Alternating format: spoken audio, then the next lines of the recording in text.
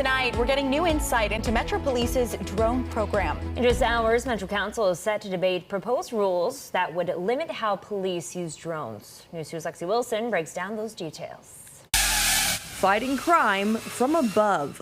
Metro Police gives News 2 preliminary numbers from their Drone as First Responder pilot program in the Madison neighborhood.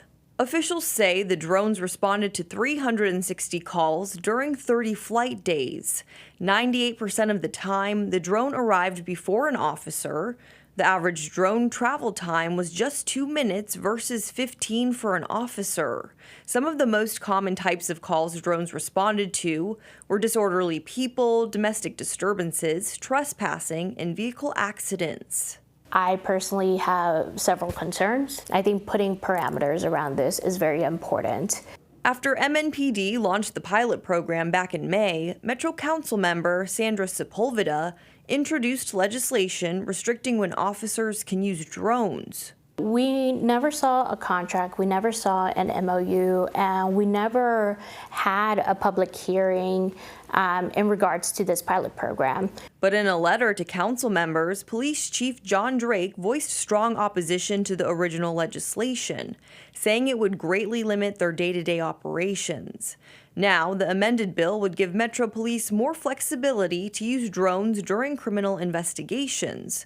The new version would allow temporary drone use when there's reasonable suspicion, a search warrant, or urgent circumstances.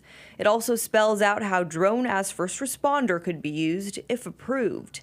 It includes active shooter situations, hostage situations, searches for missing people, and certain emergencies. The bill would still require council approval for any pilot programs. Transparency is always best.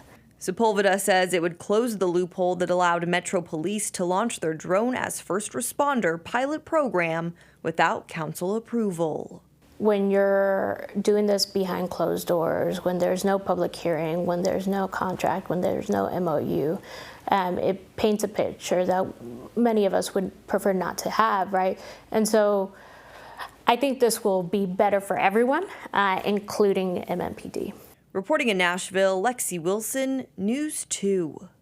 The amended legislation also bans surveillance equipment unless it's on the scene of the call for service. It also puts a ban on AI facial recognition technology.